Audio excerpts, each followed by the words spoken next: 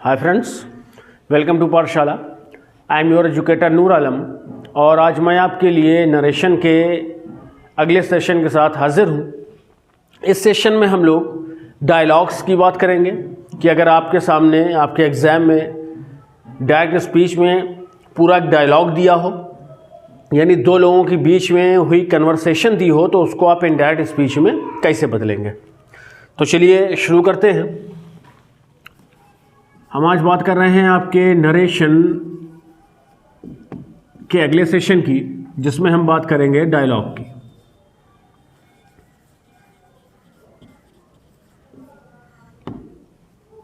Dialogue असल में क्या होते हैं इसको समझ लीजिए पहले। अक्सर केसेस में आप देखेंगे कि दो व्यक्ति दिए होंगे, एक सब्जेक्ट होगा और एक ऑब्जेक्ट होगा। और कई कंडीशन में आप ये भी देखेंगे कि सब्जेक्ट तो दिया होगा पहले सेंटेंस में, लेकिन उसके बाद में ऑब्जेक्ट नहीं दिया होगा। ठीक है, फिर अगले सेंटेंस में सब्जेक्ट दिया होगा लेकिन ऑब्जेक्ट नहीं दिया होगा। तो उसमें दो तीन पॉइंट हैं जो आपको हर वक्त दिमाग में रखने हैं। वो क्या है, पहले उसको समझ लेते हैं। जब पहला सेंटेंस कोई व्यक्ति कहेगा, ठीक है, फिर उसके बाद में कोई व्यक्ति जो उसका जवाब देगा वो पहले वाले सेंटेंस का ऑब्जेक्ट बन जाएगा। सेंटेंस से क्या मतलब है कि जो रिपोर्टिंग वर्ब होगी उसका ये ऑब्जेक्ट यहां पर बन जाएगा आकर के। ठीक है, फिर जब ये जवाब देगा दूसरा व्यक्ति, तो जो पहला व्यक्ति था वो उसका ऑब्जेक्ट बन जाएगा। ठीक है, ये पहली बात होगी। दूसरी बात क्या है, जब इस तरह के आप डायलॉग देखेंगे जिसमें ये से नो टाइप आंसर होंगे, तो उसमें क्या करना है आपको कि सिर्फ नो से जवाब नहीं देना होता है, बल्कि जो ऊपर वाला सेंटेंस होगा उसको हम बेस बना करके चलेंगे। तो खैर अभी हम जिसको सॉल्व करेंगे तो आप उसको देखेंगे। तो चलिए इसका सल्यूशन शुरू करते हैं। Ram said, will you go to school today? Ram ने कहा कि क्या तुम कल स्कूल जाओगे? किससे कहा है? हरी से। हमें कैसे पता? क्योंकि हरी ने इसका जवाब दिया कि नहीं मैं नहीं जाऊंगा। इसका मतलब है कि हरी से कहा गया है।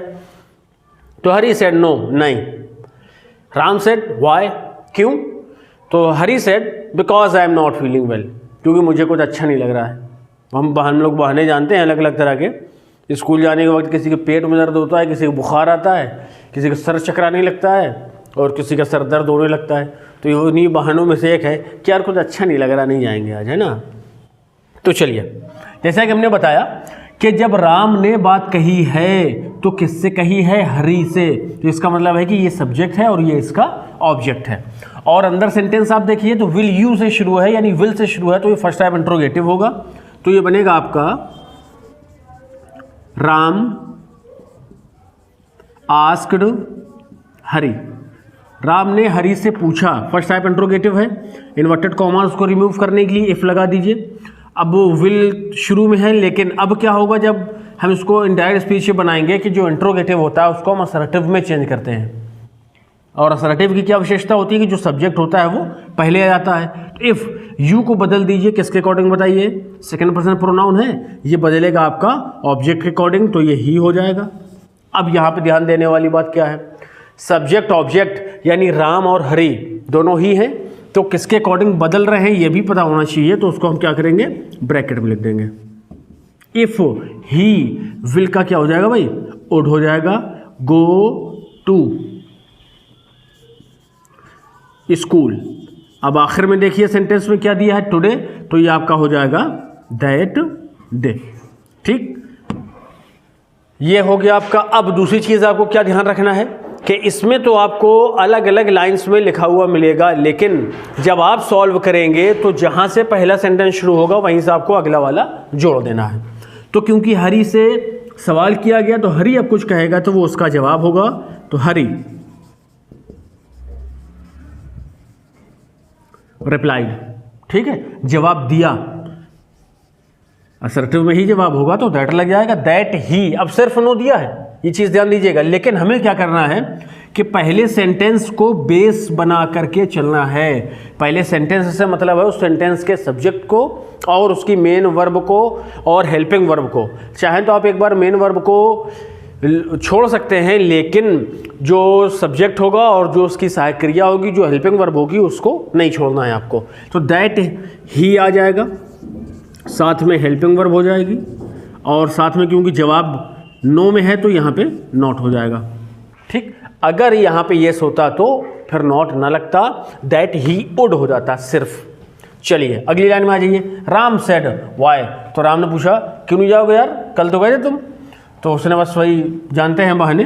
तो अब क्योंकि राम ने फिर से सवाल ही किया है तो क्या करिए, राम आस्क्ड हरी अगेन, राम ने हरी से फिर से पूछा, क्या पूछा, वाई, क्यों नहीं जाओगे। अब यहाँ पे वाई क्यों के सेंस में भी है और की के सेंस में भी है और कंजंक्शन के तौर पे भी है, क्योंकि जब सेकंड टाइप इंट्रोगेटिव होता है तो इन्वर्टेड कॉमास को रिमूव करने के लिए उसी प्रश्नवाचक शब्द का यूज़ करते हैं जिससे वो शुरू होता है। तो उसने पूछा कि वाई, क्यों नहीं जाओगे। अब यहाँ पे देखिए, फिर हमें पहले सेंटेंस को बेस बनाना है, तो ये वाला जो बेस है हमारा, इसको हम फिर से ले लेंगे। वाई ही वुड नॉट, वो क्यों नहीं जाएगा, फुल स्टॉप लगा दीजिए, चाहे तो गो भी लिख सकते हैं, why would not go.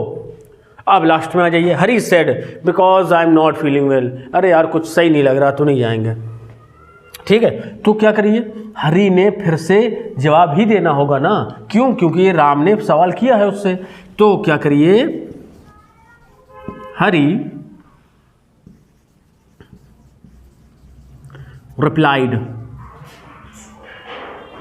Again, assertive है, दैट लग जाएगा। अब देखिए कहाँ से शुरू है ये, because I am not feeling well, लेकिन हमें क्या करना होगा, इसके लिए एक सब्जेक्ट लाना होगा और सहायक क्रिया लाना होगा, और क्योंकि जवाब इसका नेगेटिव था पहले, उसको भी लेना पड़ेगा। दैट ही वुड नॉट, साथ में चाहें तो यहाँ पे गो लगा लें, बिकॉज क्योंकि, अब आई दिया है, हरी के अकॉर्डिंग बदलेंगे, ही हो जाएगा, एम के लिए एम की जगह पे वाज हो जाएगा, he was not feeling well. ठीक है, तो इसमें 2-3 पॉइंट जो आपको ध्यान रखने हैं कि जब वो सब्जेक्ट कहे तो जो उसका जवाब दे वो उसका ऑब्जेक्ट हो जाएगा, अगले सेंटेंस में ऑब्जेक्ट बोलेगा तो जो ऊपर वाला सब्जेक्ट होगा वो उसका ऑब्जेक्ट हो जाएगा। ठीक है, और दूसरी चीज़ क्या है कि जब वो आपके सामने इस तरह के डायलॉग से लिखे होंगे तो उसमें तो लाइन बाय लाइन दिया होगा, लेकिन जब आप सॉल्व करेंगे तो उसको एक साथ सॉल्व करेंगे, और बाकी के जितने भी नियम हैं डायरेक्ट से इनडायरेक्ट बनाने में, चाहे वो आपका रिपोर्टिंग वर्ब का चेंजमेंट हो, इन्वर्टेड कॉमास को रिमूव करना हो, प्रोनाउंस को चेंज करना हो, या टेंस में परिवर्तन करना हो, वो सब कुछ नियम वैसे के वैसे ही लगते हैं। कुछ चीज़ें जो हैं वो हमें अपने पास से जोड़ करके अकॉर्डिंग टू सेंस इसमें लेकर के चलनी होती है, और वो जैसे हमने ये बात करी थी आपकी कि जो पहला वाला सेंटेंस रहेगा ना वो बेस बन के चलेगा पूरे सेंटेंसेस में। ठीक है, चलिए पहला हो गया आपका। अब आ जाइए अगले वाले में, the master.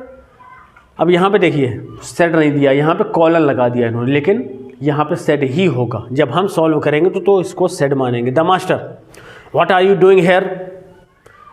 The servant, nothing, कुछ नहीं।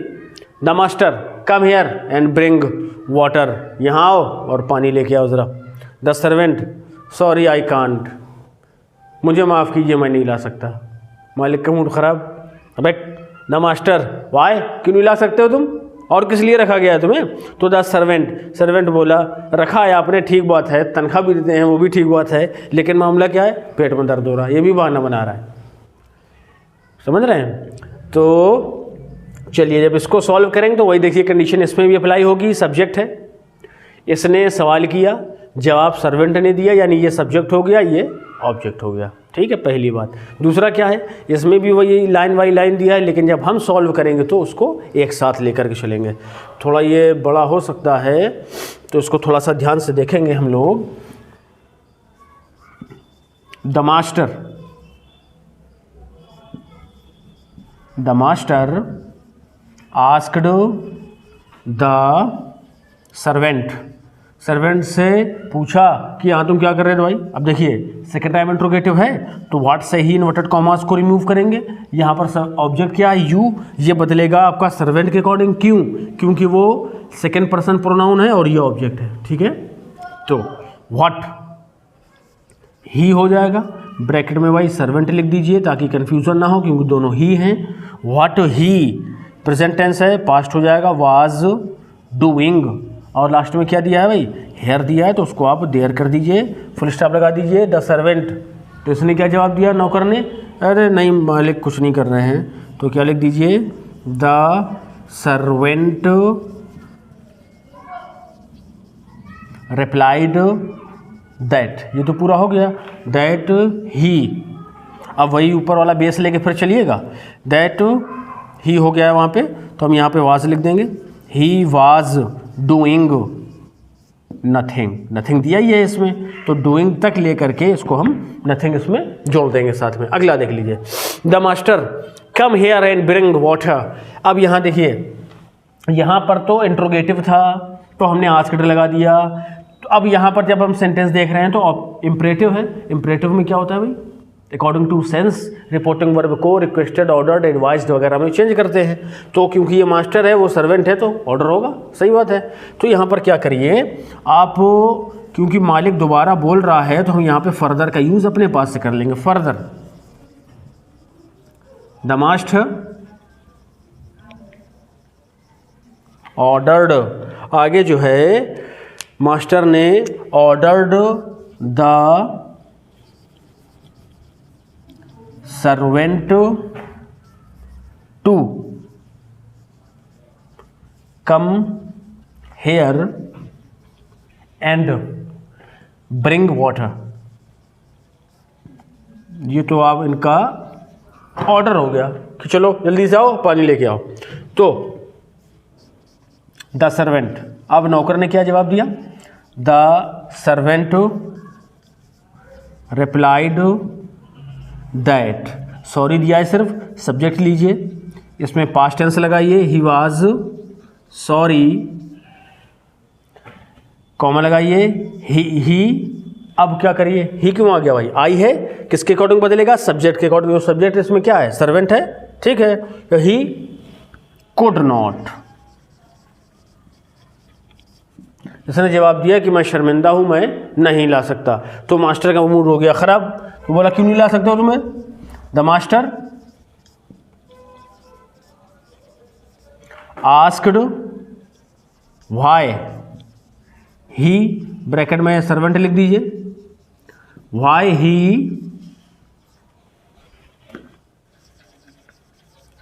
कुड नॉट, वो क्यों नहीं ला सकता है या तुम क्यों नहीं ला सकते हो अकॉर्डिंग टू डायरेक्ट स्पीच।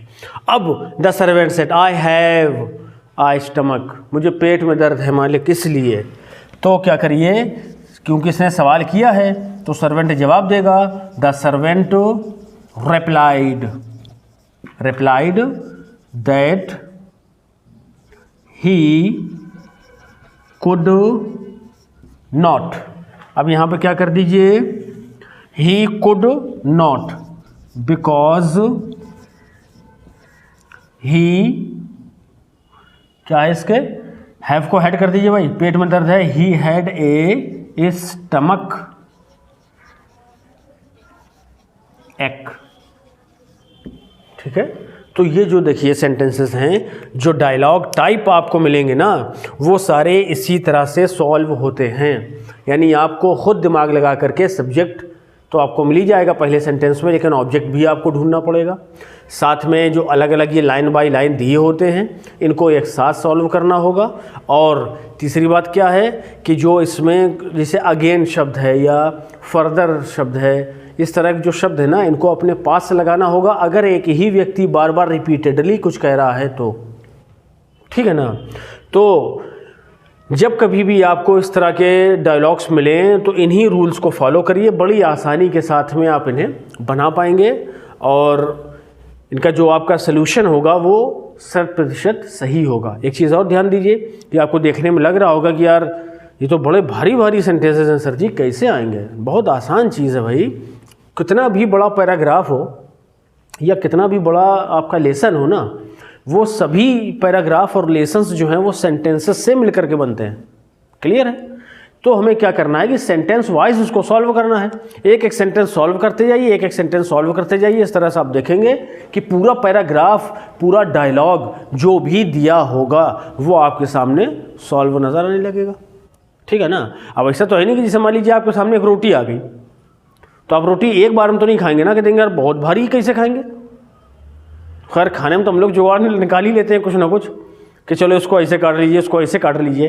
तो भाई कोई भी बड़ी चीज़ है ना, तो वो जो बड़ी चीज़ है वो हमेशा छोटी छोटी चीज़ों से मिल करके बनती है। जैसे अपने शरीर की बात कर लीजिए, कितना बड़ा शरीर है, मगर इसमें जब आप इसके ऑर्गन्स की बात करेंगे तो वो बहुत सारे हैं। उन ऑर्गन्स में बहुत सारी चीज़ें हैं जिनसे वो ऑर्गन मिल करके बने हैं। ठीक है ना? इसी तरह से जब ये सेंटेंसेस या डायलॉग्स आपके सामने आए ना, तो बस सेंटेंस वाइज एक एक कर करके उनको बनाते जाइए। बस ध्यान में क्या रखना है आपको कि जैसे हमें जो पहला वाला सेंटेंस है इन डायलॉग्स में, येस और नो टाइप में, उसी को बेस बना के चलना होता है, जहाँ तक वही बात चलेगी। और जैसे कि दूसरे वाले सेंटेंस में यहाँ पर से बात चली, यहाँ तक बात चली, तो हमने 2 बार उसको बेस को लिया, लेकिन जब उसने यहाँ से चेंज कर दिया है तो हमने फिर इसका बेस बना लिया। ठीक है ना? बेस समझ गए हैं कि जिस बात से पूरी बात चलती रहे वही उसका बेस होता है, डिस्कशन का जो बेस होता है। ठीक है फ्रेंड्स, तो ये थे आज के 2 डायलॉग। अगर आपके पास भी कोई ऐसा सेंटेंस है, ऐसा कोई डायलॉग है, तो कमेंट में ज़रूर लिखिए। और हमारे कुछ स्टूडेंट्स हैं कि जिनकी वजह से मैं ये वीडियो लेकर के आया हूँ, वो अक्सर वीडियोस में कमेंट भी करते हैं। उनमें अल्तमश अहमद भी हैं, तौसीफ़ हैं, और ओवैश कुरैशी भी हैं, और हमारे हिमांशु यादव हैं, ज़वी अहमद हैं। तो ये सारे जो स्टूडेंट हैं हमारे, इनका बहुत बहुत शुक्रिया कि ये बड़े ध्यान से वीडियोस को देखते भी हैं और उनसे सीखने की कोशिश भी करते हैं। इसके अलावा हमारे को सीनियर स्टूडेंट भी हैं, हमारे आदर्श तिवारी हैं, वो अब तो खैर सरकारी टीचर हो गए हैं, और विवेक यादव हैं, वो भी स्ट्रगल कर रहे हैं फ़िलहाल बीटीसी करके, और स्ट्रगल थोड़ा वो अपनी स्टाइल में कर रहे हैं, समझ रहे हैं। तो चलिए कमेंट करते रहिए, जो भी कमियां आपको समझ में आए उनको बताइए। और आपके पास अगर कोई ऐसी मुश्किल है या ऐसा कोई आपके पास भी डायलॉग है तो उसको भेजिए, हम कोशिश करेंगे कि उसको अगले वीडियो में, अगले सेशन में उसको भी सॉल्व करके आपके सामने ले आए। ठीक है? इसको 2-4 बार देखिए, सब कुछ क्लियर हो जाएगा।